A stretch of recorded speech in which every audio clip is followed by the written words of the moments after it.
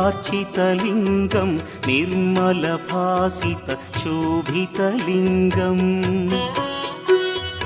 जन्मज दुःखविनाशकलिङ्गं तत्प्रणमामि सदा शिवलिङ्गम् देवमुनिप्रवरार्चितलिङ्गं कामदहन करुणाकरलिङ्गम्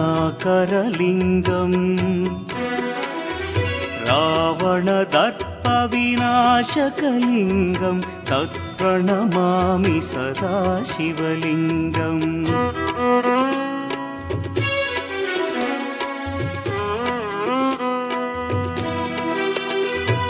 सर्वसुगन्धसुलेपितलिङ्गं बुद्धिविवर्धनकारणलिङ्गं सिद्धसुरासुरवन्दितलिङ्गं तत्प्रणमामि सदा शिवलिङ्गं कनकमहामणिभूषितलिङ्गं फणिपतिवेष्टितशोभितलिङ्गम्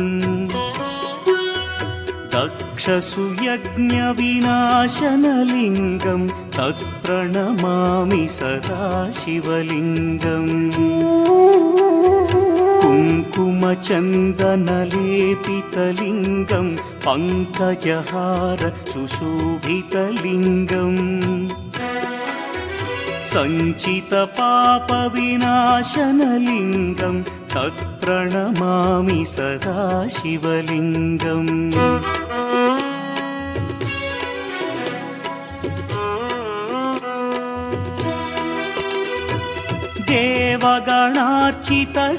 देवगणार्चितसेवितलिङ्गं भावैर्भक्तिभिरेव च लिङ्गं दिनकरकोटिप्रभाकरलिङ्गं तत्प्रणमामि सदा शिवलिङ्गम् अष्टदलोपरिवेष्टितलिङ्गं सर्वसमुद्भवकारणलिङ्गम् अष्टदरिद्र्यविनाशनलिङ्गं तत्प्रणमामि सदा शिवलिङ्गम् सुरगुरुसुरवरपूजितलिङ्गं सुरवनपुष्पसदार्चितलिङ्गम् परमपदं परमात्मकलिङ्गं तत्प्रणमामि सदा शिवलिङ्गम् लिङ्गाष्टकमिदं पुण्यं यः पठेच्छिवसन्निधौ शिवलोकमवाप्नोति शिवेन सह मोदते।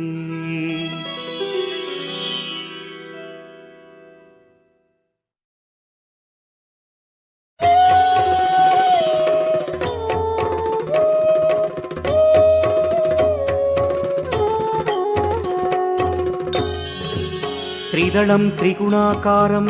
त्रिनेत्रं च त्रियायुधं त्रिजन्मपापसंहारम् एकबिल्वं शिवार्पणम् त्रिशाखैः बिल्वपत्रैश्च अच्छिद्रैः कोमलैः शुभैः तव पूजां करिष्यामि एकबिल्वं शिवार्पणम् कोटिकन्या महादानं तिलपर्वतकोटयः काञ्चनं शैलदानेन एकबिल्वं शिवार्पणम् काशीक्षेत्रनिवासं च कालभैरवदर्शनौ प्रयागे माधवं दृष्ट्वा एकबिल्वं शिवार्पणम् इन्दुवारे व्रतं स्थित्वा निराहारो महेश्वर नक्तं हौष्यामि देवेश एकबिल्वं शिवार्पणम् रामलिङ्गप्रतिष्ठा च वैवाहिककृतं तथा तटाकादि च सन्तानम् एकबिल्वं शिवार्पणम् अखण्डबिल्वपत्रं च आयुतं शिवपूजनं कृतं नाम सहस्रेण एकबिल्वं शिवार्पणम् उमया सह देवेश नन्दिवाहनमेव च भस्मलेपन सर्वाङ्गम्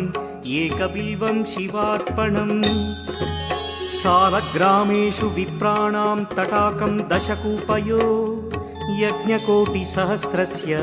एकबिल्वं शिवार्पणम् दन्तिकोटिसहस्रेषु अश्वमेधशतक्रतौ कोटिकन्या महादानम् एकबिल्वं शिवार्पणम् बिल्वानां दर्शनं पुण्यं स्पर्शनं पापनाशनम् अघोरपापसंहारम् एकबिल्वं शिवार्पणम् सहस्रवेदपाठेषु ब्रह्मस्थापनमुच्यते अनेकव्रतकोटीनाम् एकबिल्वं शिवार्पणम् अन्नदानसहस्रेषु सहस्रोपनयनं तथा अनेकजन्मपापानि एकबिल्वं शिवार्पणम् बिल्वाष्टकमिदं पुण्यं यः पठेत् शिवसन्निधौ शिवलोकमवाप्नोति एकबिल्वं शिवार्पणम्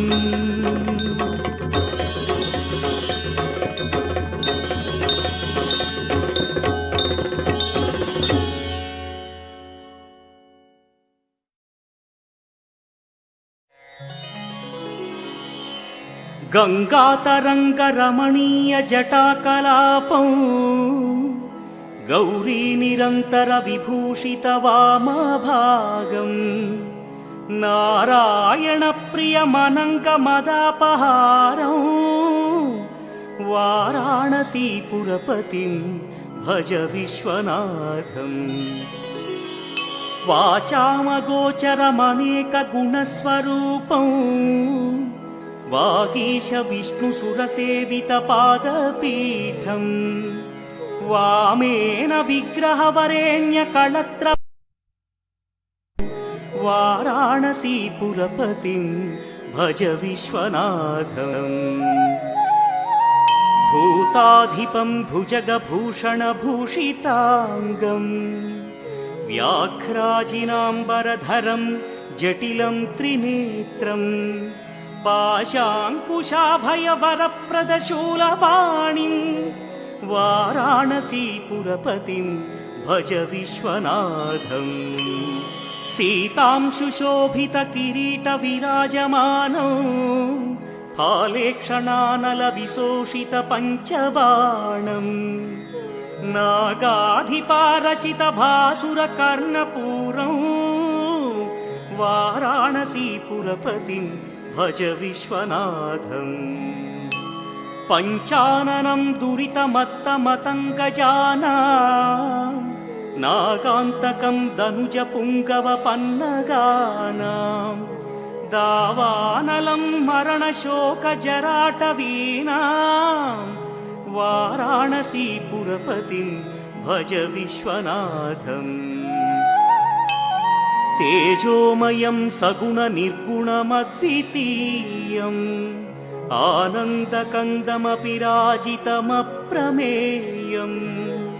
नागात्मकं सकलनिष्कळमात्मरूपं वाराणसीपुरपतिं भज विश्वनाथम् आशां विहाय परिहृत्य परस्य निन्दाम् पापे रतिं च सुनिवार्य मनस्समाधौ आदाय हृत्कमलमध्यगतं प्रदेशं वाराणसीपुरपतिं भज विश्वनाथम् रागादिदोषरहितस्वजनानुरागं वैराग्यशान्तिनिलयं गिरिजासहायं माधुर्यधैर्यशुभगं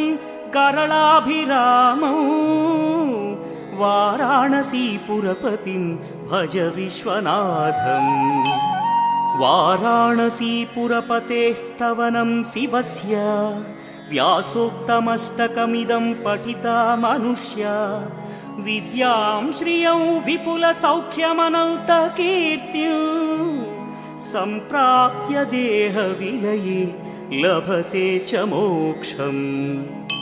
विश्वनाथाष्टकमिदं यः पठेत् शिवसन्निधौ शिवलोकमवाप्नोति शिवेन सह मोदते।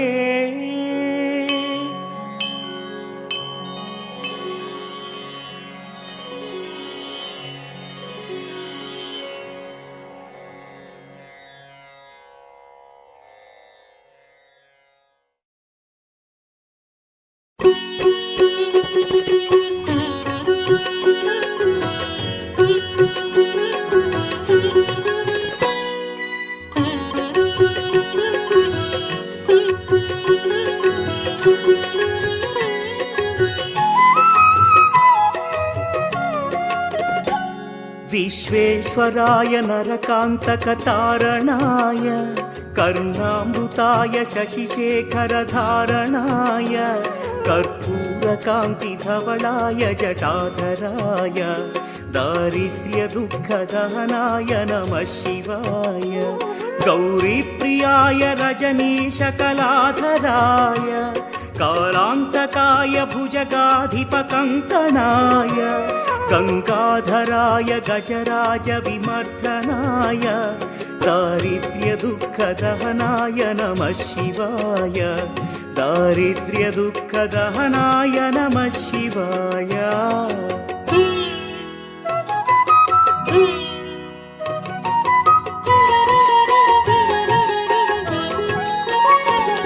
भक्तप्रियाय भवरोगभयापहाय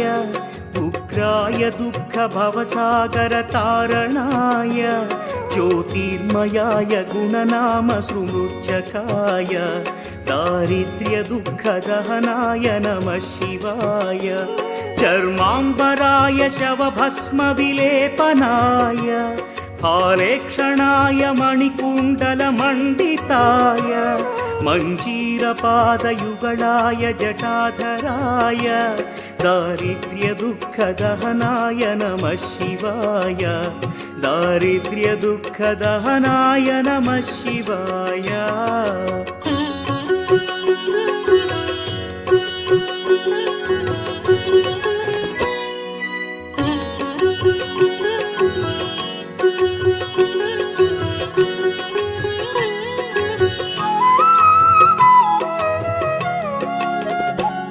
पञ्चाननाय फणिराजविभूषणाय हेमांशुकाय भुवनत्रयमण्डिताय आनन्दभूमिवरदाय तमोमयाय दारिद्र्यदुःखदहनाय नमः शिवाय भानुप्रियाय भवसागरतारणाय कालान्तकाय कमलासनपूजिताय नेत्रत्रयाय शुभलक्षणलक्षिताय दारिद्र्यदुःखदहनाय नमः शिवाय दारिद्र्यदुःखदहनाय नमः शिवाय